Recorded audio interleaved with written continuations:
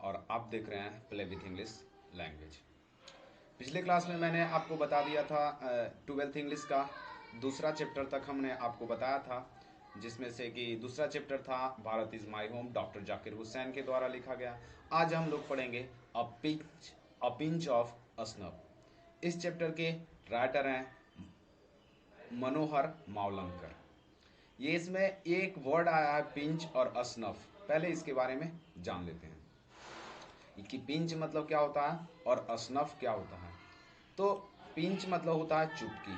Pinch मतलब क्या होता है? चुटकी होता है। और असनफ मतलब होता है एक प्रकार, जैसे आज के डेट में देखते होंगे कि लोग क्या उसको कर सकते हैं, खैनी खाते हैं, तो वो वैसे ही एक मतलब कि नशा करने का एक पदार्थ होता है, उसी को असनफ बोला जाता है। तो वही है अ पिंच ऑफ असनफ, यानी एक चुटकी असनफ, एक प्रकार का नशीला पदार्थ, उसी को असनफ बोलते हैं। उसी के बारे में इस चैप्टर में बताया गया।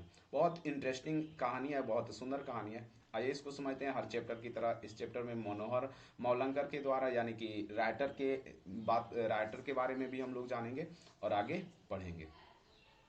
लिखा हुआ है मनोहर मावलंकर, यानी मनोहर मावलंकर, बर्थ 1913, यानी मनोहर मावलंकर का जन्म 1913 में हुआ था।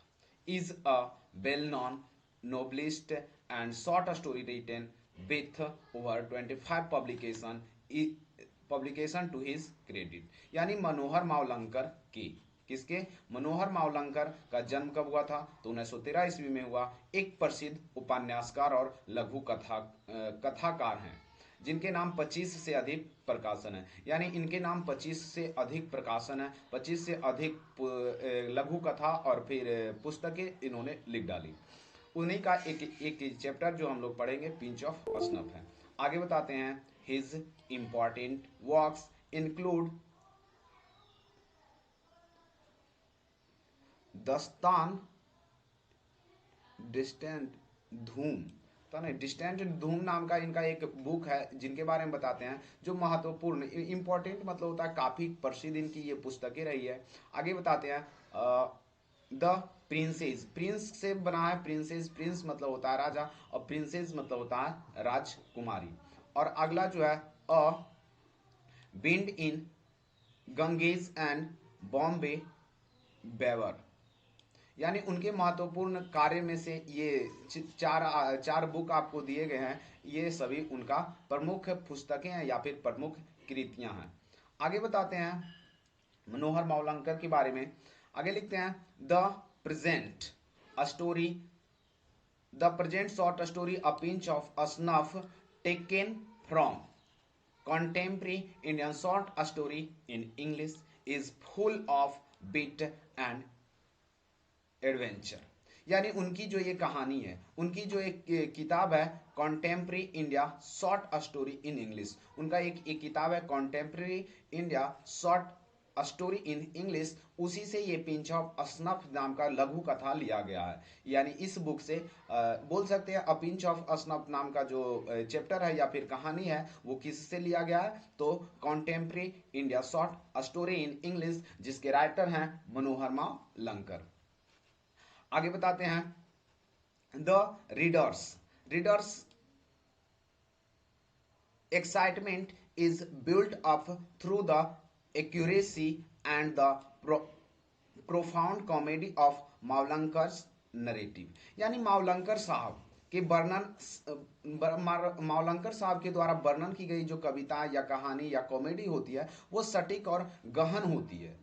गहन के माध्यम से पाठक के उत्कृष्टता निर्माण होती है। यानी उनका कहने का मतलब है कि मनोहर मावलंकर के द्वारा जो भी पुस्तकें या कहानियां लिखी गई हैं, वो काफ़ी कॉमेडी टाइप की होती है और उसको पढ़ने में बहुत सुंदर लगता है, या फिर बोल सकते हो बहुत ज़्यादा रोचक होती है।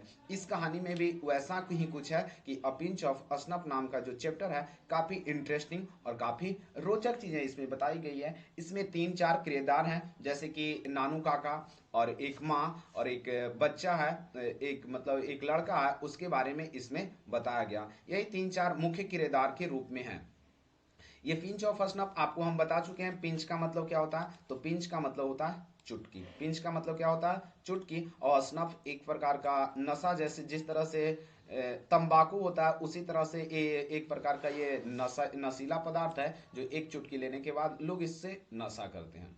आइए हम लोग यहाँ से चैप्टर के बारे में समझते हैं, इस कहानी के बारे में। एक माँ होती है, मदर मतलब माँ, वो माँ कहती हैं, मदर अनाउंसमेंट यानी माँ का अनाउंसमेंट होता है शॉक मी, यानी माँ जो कहती है उससे मैं शॉक हो जाता हूँ। नानू काका इज कमिंग सी सेड, यानी माँ कहती है, माँ घोषणा करती है कि नानू काका इनके मामा जी होते हैं, उसी को काका ही बोला जाता है, अंकल। माँ की घोषणा होती है, मुझे हिला देती है यानी शॉक कर देती है, नानू काका आ रहे हैं, उसने कहा, यानी माँ कहती है। आगे बताते हैं, ओ माई गॉड आई सेड, तब मैं कहता हूं, यानी वो वहां पे जो लड़का है वो कहता है, हे भगवान, मैंने कहा, आई सेड यानी मैंने कहा। Could not be send him a wire saying we are laying that I am transferred so something. इसका मतलब वो शौक हो जाता, वो कहता, हे भगवान, मैंने कहा, क्या हम उसे यह कहते हुए तार नहीं भेज सकते हैं कि हम जा रहे हैं। यानी वो बच्चा जो है घर में, लड़का जो है, वो कहता है कि क्या मैं अपने नानू काका को यह कह के नहीं भेज सकता हूं कि हम लोग यहाँ से कहीं ट्रांसफर हो रहे हैं, जा रहे हैं। यानी झूठ बोलने के लिए ये बच्चा जो है कहता है कि मेरा तबादला, तबादला का मतलब एक जगह से दूसरी जगह हो जाना। तो बोलता है कि मेरा तबादला हो गया, या और कुछ कहकर हम इस चीज को टाल नहीं सकते हैं, ऐसा वो अपनी माँ को कहता है। तीसरा पॉइंट में है, नो डियर मदर सीड। जब ऐसा वो लड़का बोलता है कि हम लोग ऐसा बोल दें कि हम लोग का तबादला हो गया और हम लोग यहाँ नहीं है, तो उसकी माँ बोलती है, नहीं बेटा, माँ ने कहा, यानी माँ कहती है, ना ऐसा नहीं कर सकते, he must be already on train. और ऐसा क्यों नहीं कर सकते, क्योंकि वो पहले ही ट्रेन में आ चुके होंगे या ट्रेन में चढ़ चुके हैं। आगे बताते हैं, बिसाइड्स। बिसाइड्स मतलब होता है, बिसाइड मतलब देखिए ध्यान से समझिएगा, बिसाइड यहाँ पे एक वर्ड आया, बिसाइड में अगर एस नहीं रहे, क्या नहीं रहे, एस नहीं रहे, तो हो जाएगा बगल में बिसाइड्स, और अगर एस है इसमें तो क्या हो जाएगा, के अलावा या इसके अलावा। बिसाइड्स सी एडेड रिजाइंगली, यानी उसने अस्वस्थ होकर कहा, यानी साफ सुथरे में कहा कि उनकी माँ कहती है कि नहीं बेटा, हम ऐसा नहीं कर सकते क्योंकि नानू काका जो है ऑलरेडी ट्रेन में है।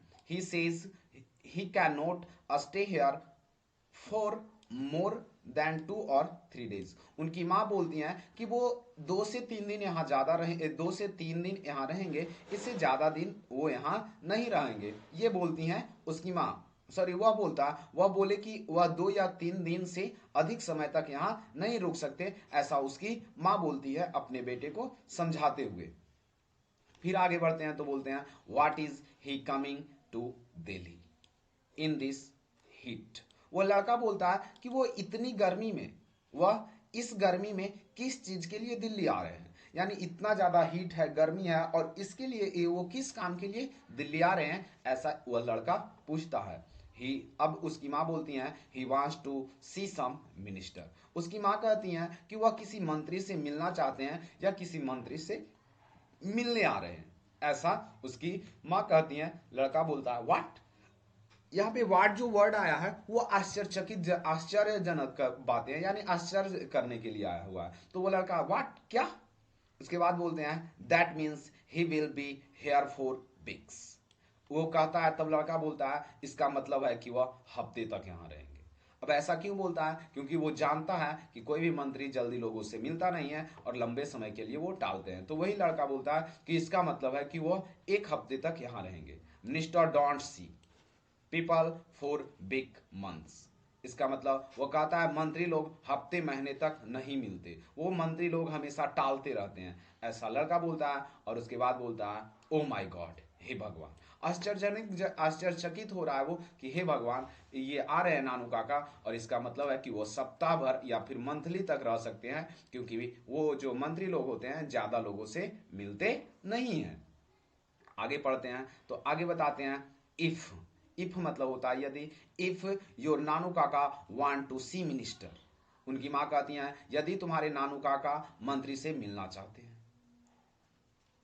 आई एम श्योर, श्योर मतलब होता है सुनिश्चित करना। I am sure he will manage to see him.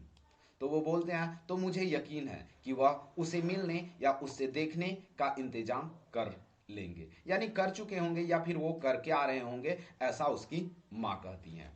Mother said यानी माँ कहती हैं any time of the day और नाइट, दिन या रात में किसी भी समय मिल लेंगे, उनकी माँ ऐसा कहती हैं।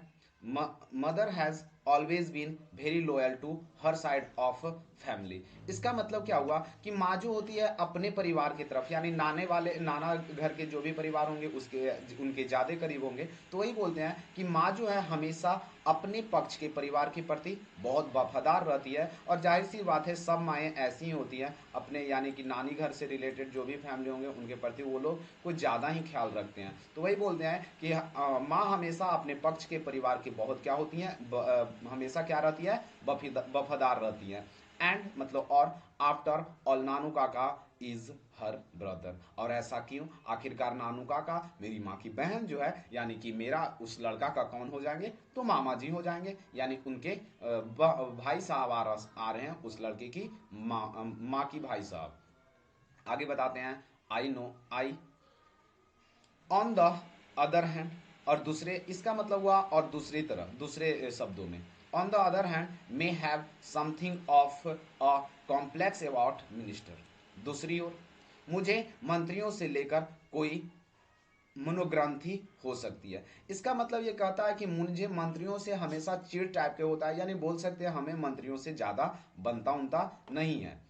आई am an under security on probation. Probation का मतलब समझिएगा, प्रोवेशन क्या को कह सकते हैं जहाँ पे एक अभी जैसे कि ये बताते हैं कि मैं अभी अंडर प्रोवेशन सेक्रेटरी हूँ, और अंडर प्रोवेशन जहाँ अंडर प्रोवेशन का मतलब हुआ जहाँ लोग सीखते हैं, यानी मैं अभी वहाँ सीख रहा हूँ, मेरा परिवीक्षा पर एक अंडर सेक्रेटरी हूँ, यानी मैं वहाँ अभी अंडर सेक्रेटरी का काम कर रहा हूँ। आगे बताता है and as such trained to regard minister as being two a step higher than God। और मंत्री जो है वो बोलते हैं और मुझे मंत्रियों की भावना से 2 कदम ऊंचा मानने के लिए प्रशिक्षण किया गया है। यानी मंत्रियों से इसको बोलते हैं कि हमें ऐसा मुझे लगता है मुझे मंत्रियों की भावना से 2 कदम ऊंचा मानने के लिए प्रशिक्षण किया गया, यानी मंत्रियों जो हैं भगवान से 2 कदम ऊंचा समझते हैं अपने आप। समझ में आ रहा, यानी मंत्री से खुद को 2 कदम ऊंचा समझते हैं, मंत्री जो है भगवान से खुद को 2 कदम ऊंचा समझता है। आगे बताते हैं the secretaries being just 1 step higher, और सचिव को केवल 1 कदम ऊंचा, यानी मंत्री से 1 कदम खुद को ऊंचा, और सचिव जो होता है उससे मंत्री जो होता है 2 कदम ऊंचा, और सचिव खुद को अपने से क्या समझता है, भगवान से 1 कदम ऊंचा समझता है। आगे बताते हैं I was waiting on the platform when the train came in. अब ये लड़का जो है अपने नानू काका को रिसीव करने गया हुआ है, तो बताता है जब ट्रेन आई मैं प्लेटफॉर्म पर इंतजार कर रहा था। नानू काका stood in the doorway of a second class categories, a shrinking figure with haired with an impressive mouth stitch. यहाँ पे 2-3 वर्ड हम लोग पहले देख लेते हैं। एक वर्ड आया है माउथ स्टिच। माउथ स्टिच का मतलब होता है मूछ। माउथ स्टिच का मतलब क्या होता है, मूछ। और स्ट्रिंकिंग फिगर मतलब एक शानदार लुक में, ठीक है, एक शानदार लुक में। और एक सेकेंड क्लास का मतलब वही होता है, यानी एक होता है बिजनेस क्लास, जब आप ट्रेन में जाओगे तो एक होता है एसी वाला, एक होता है सेकेंड क्लास जिसमें जिसको सेकेंड क्लास का मतलब होता है जिसमें एसी के बाद वाला जो होता है उसको सेकेंड क्लास बोलते हैं। उसके बाद एक होता है नॉर्मल जिसको हम लोग बोलते हैं लोका, क्या उसको बोलते हैं, जिसमें हर कोई जनरल होता है। तो वही बताते हैं कि नानू काका जो थे सेकेंड क्लास में। नानू काका चिकरात रूप से सफेद बाल, यानी यहाँ पे जो आप लोग देख रहे होंगे एक वर्ड आया है हेयर का वही बाल जो उनका व्हाइट बाल है। तो वही बताते हैं नानू काका चिकरात रूप सफेद बाल प्रभावशाली मूछे यानी उनका मूछ था के साथ दूसरी श्रेणी के डिब्बे के द्वार पर खड़े थे। आगे बताता है he still wear the old fashioned keen length black coat and the red silk pagri of the देसीन ब्राह्मण। ध्यान से समझिए, यहां पे देसीन जो लिखा हुआ है इसका मतलब देसी है, ठीक है।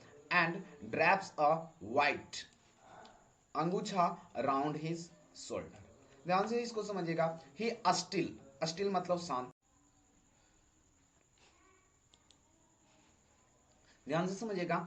अब वो बोलते हैं अभी, वह अभी भी पुराने जमाने के जैसा, यानी वो जो थे एकदम बिल्कुल पुराने जमाने के जैसे थे। घुटने तक, घुटने की लंबाई तक कोट, वो जो पहने हुए थे ना पूरा घुटने तक लंबाई वाला कोट पहने हुए थे, डेक्कन ब्राह्मण के जैसा। यानी डेक्कन मतलब होता है देसी, डेक्कन जो शायद डेक्कन ब्राह्मण इसका मतलब होगा शायद पूर्वी या पश्चिमी ऐसे करके कुछ कोई साइड जगह के नाम करके बताता है। डेक्कन ब्राह्मण की तरह के लाल रेशम के पगड़ी पहने हुए थे और अपने कंधे पर एक सफेद अंगूछा, अंगूछा का मतलब हुआ गमछा समझते होंगे आप, जो उसी को अंगूछा बोला जाता है। तो अपने कंधे पर थे एक सफेद कलर के गमछे को लपेटे हुए थे। हम आशा करते हैं आपको यहाँ तक बेहतर समझ में आया होगा। आगे की बात हम लोग अगले क्लास में करेंगे। तब तक के लिए आप हंसते रहिए, मुस्कुराते रहिए। और यदि आप मेरा पेज यूट्यूब पे देख रहे हैं, वीडियो यूट्यूब पे देख रहे हैं, तो चैनल को सब्सक्राइब जरूर कर ले।